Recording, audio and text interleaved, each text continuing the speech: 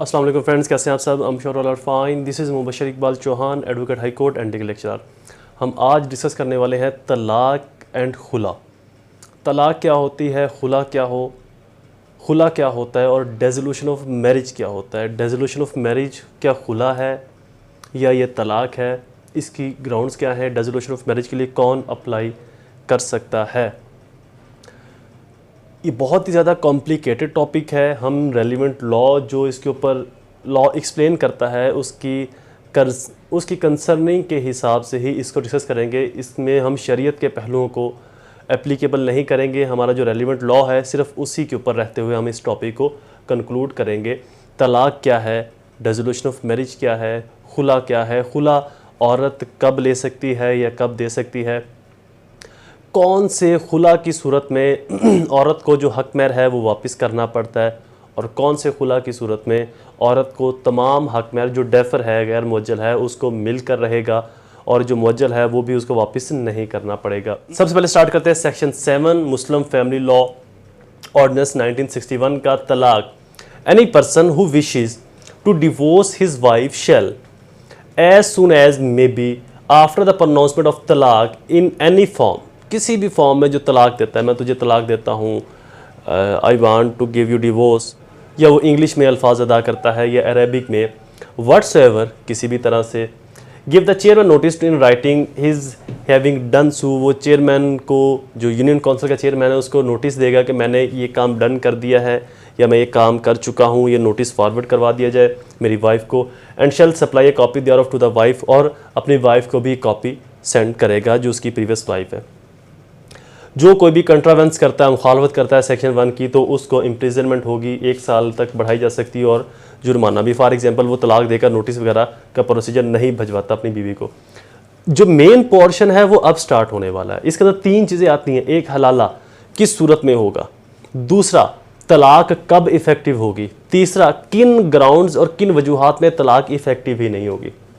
सबसे पहले जो सेव एज प्रोवाइडेड, तलाक अनलेस रिवोक अर्लियर एक्सप्रेसली और otherwise shall not be effective until, effective नहीं होगी अनटिल, जब तक के ना द एक्सप्रेशन ऑफ 90 डेज, 90 दिन की एक्सपायरी ना हो जाए।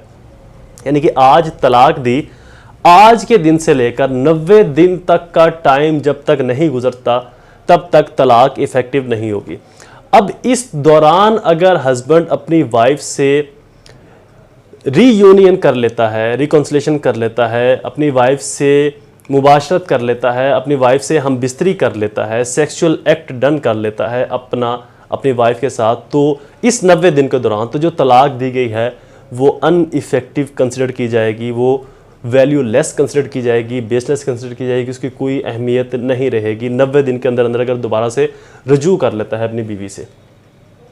Within 30 days of the receipt of notice under subsection 1, the chairman union council arbitration for purpose of bringing about the reconciliation between the parties, 30 दिन के नोटिस के अंदर जो चेयरमैन है वो कोशिश करेगा कि इनका आपस में अगर रजू होता है, सुलहनामा होता है, तो इनकी मैं सुलह करवा दूँ। इफ़ वाइफ बी प्रेग्नेंट, अगर बीवी प्रेग्नेंट है तो जब तक उसकी प्रेगनेंसी रहेगी तब तक तलाक इफेक्टिव नहीं होगी।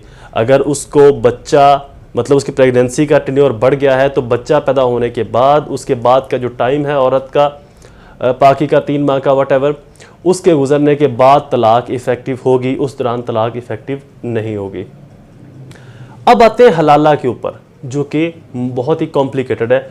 वो सेक्शन 7 सब सेक्शन 6 के अंदर बताया गया है, nothing shall debar a wife whose marriage has been terminated by talaq effective, ऐसी औरत जिसकी शादी तलाक के जरिए इफेक्टिव हो जाए। फॉर एग्जाम्पल, अब ऊपर क्या वर्ड आया है सब सेक्शन 3 के अंदर, 90 days from the day of which notice sub section deliver of the chairman shall not be effective, जब तक के 90 दिन का टाइम नहीं गुजर जाता तलाक शैल नॉट बी इफेक्टिव, तलाक इफेक्टिव नहीं होगी। यहां पर क्या वर्ड आया है, मैरिज हैज बीन टर्मिनेटेड, यानी कि शादी खत्म हो चुकी है, बाई तलाक, तलाक के जरिए, इफेक्टिव बासर तलाक के जरिए, यानी कि 90 दिन का टाइम गुजरने वाली तलाक के जरिए शादी खत्म होगी। अंडर दिस सेक्शन फ्रॉम रीमैरिंग, इस सेक्शन के तहत रीमैरिंग द सेम हस्बैंड उसी हस्बैंड से दोबारा से शादी, उसी हस्बैंड से दोबारा से निकाह हो सकता है विदाउट एनी इंटरवेनिंग, बगैर किसी मदाखलत के, marriage with the third person, किसी तीसरे शख्स से शादी करने की मुदाखलत के बगैर दोबारा से प्रीवियस हस्बैंड से निकाह हो सकता है, मीनिंग देयर बाय कि हलाला किए बगैर निकाह हो सकता है। अनलेस, जब तक कि सच टर्मिनेशन, ऐसी टर्मिनेशन, ऐसा इख्तिताम is for the third time so effective, तीसरी बार इफेक्टिव ना हो जाए। अब आते हैं इसकी आइडियोलॉजी और थ्योरी पर। फॉर एग्जांपल, एक शख्स ने अपनी बीवी को तलाक दी, एक नोटिस भिजवाया, 30 दिन का टाइम गुजरा, दूसरा नोटिस भिजवा दिया, 30 दिन, तीसरा नोटिस भिजवाया, 30 दिन का टाइम फिर गुजर गया, 90 दिन कंप्लीट हो गए, तलाक इफेक्टिव हो गई। अब अगर दोबारा से वो शादी करना चाहते हैं, लड़का लड़की, शौहर बीवी जो साबका थे, तो वो दोबारा से किसी थर्ड पर्सन से लड़की की शादी करवाए बगैर भी आपस में निकाह कर सकते हैं।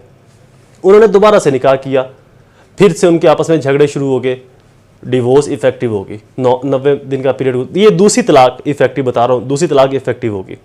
फिर से वो निकाह कर सकते हैं विदाउट हलाला। तीसरी बार फिर उन्होंने आपस में तलाक दे दी एक दूसरे को, 90 दिन का टाइम गुजर गया, इफेक्टिव हो गई तलाक। अब चौथी बार वो निकाह करना चाहते हैं, तो इस दौरान उनको हलाला करना पड़ेगा। क्यों? क्योंकि हलाला बेसिकली एक पनिशमेंट है, कंपनसेशन है कि आपने मजाक बना रखा है तलाक को, हर दूसरे दिन बाद तलाक दे दी, हर दूसरे दिन बाद तलाक दे दी, ये क्या बात हुई? तो तलाक जो हलाला है ये बार करता है आपको तलाक को मजाक बनाने से। ये तलाक की सूरत में कोई पनिशमेंट नहीं है, तलाक को मजाक बनाने की सूरत में ये पनिशमेंट है। तो तीसरी बार अगर शौहर बीवी को तलाक देता है तो फिर उसको हलाला करना पड़ेगा। औरत का किसी थर्ड पर्सन से इंटरवेनिंग मैरिज करवानी पड़ेगी और देन वो हलाल होगी अपने प्रीवियस शौहर पर। ये उस सूरत में है कि 3 बार इफेक्टिव तलाक। इफेक्टिव तलाक क्या है? सब सेक्शन 3 के अंदर बता दिया, सेक्शन 7 सब सेक्शन 3। इफेक्टिव तलाक क्या होगी? जिसके अंदर 90 दिन का टाइम गुजर जाएगा। 3 इफेक्टिव तलाक क्या होगी? जो 3 बार 90 दिन के टाइम को गुजरने के बाद रीमैरिंग करना चाहते हैं। एक बार निकाह किया, तलाक दे दी, 90 दिन का टाइम गुजर गया, दूसरी बार फिर उन्होंने आपस में निकाह कर लिया, फिर मामला तो आपस में उनके सही ना चल सके, तलाक दे दी, 90 दिन का टाइम गुजर गया, तीसरी बार फिर आपस में निकाह कर लिया, मामला ठीक ना चले, तलाक दे दी, 90 दिन का टाइम गुजर गया।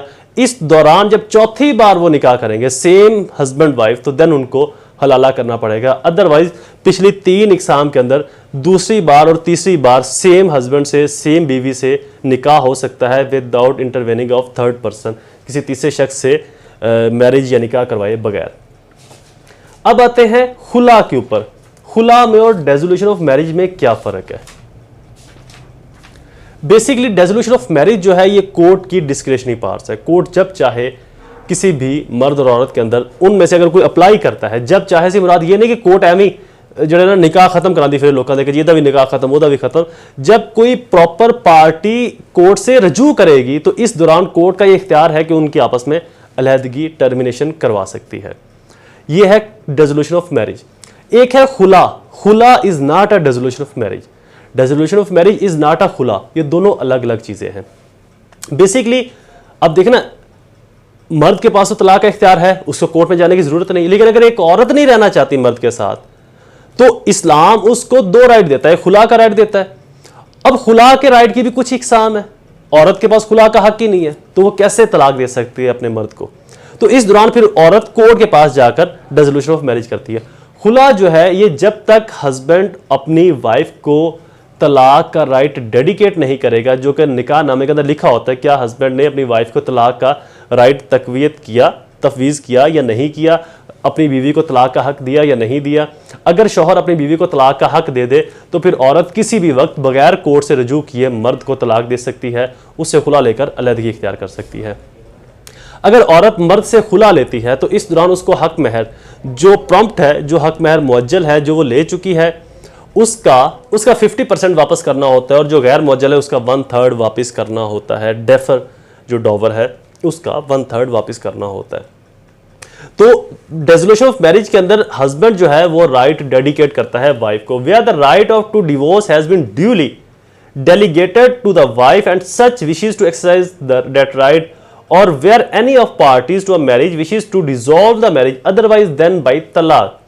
B provision of section 7 shall mutatis mutandis and so far as applicable। mutatis mutandis, mutatis mutandis का मतलब है वेल नेसेसरी चेंजेस, जहां पर तब्दीली करना ज़रूरी हो जाए, बगैर तब्दीली के गुजारा नहीं, तो वहाँ पर mutatis mutandis का प्रिंसिपल अप्लाई होता है कि रहना पॉसिबल नहीं मर्द का औरत के साथ। तो इस दौरान अगर औरत को तलाक का हक डेलीगेट किया गया है तो औरत उस हक को इस्तेमाल करते हुए खुला ले सकती है, मर्द को तलाक दे सकती है। डिसोल्यूशन ऑफ मैरिज बिल्कुल डिफरेंट है, उसको अगले लेक्चर के अंदर हम डिस्कस करते हैं कि what is dissolution of marriage and dissolution of marriage किन ग्राउंड्स पर हो सकती है, कैसे कैसे हो सकती है। Lecture is complete. I hope ये लेक्चर आपके लिए फायदेमंद साबित हुआ होगा। ऐसे ही इन्फॉर्मेटिव वीडियोस को सुनने के लिए मेरे चैनल को लाइक और सब्सक्राइब जरूर कर दीजिए। वीडियो को शेयर करना बिल्कुल ना भूलें। दोबारा हाजिर होगा किसी और इन्फॉर्मेटिव लेक्चर के साथ, तब तक मुझे अपने दुआओं में जरूर याद रखें। अल्लाह ताला आप सबका हामी और नासिर हो। वस्सलाम।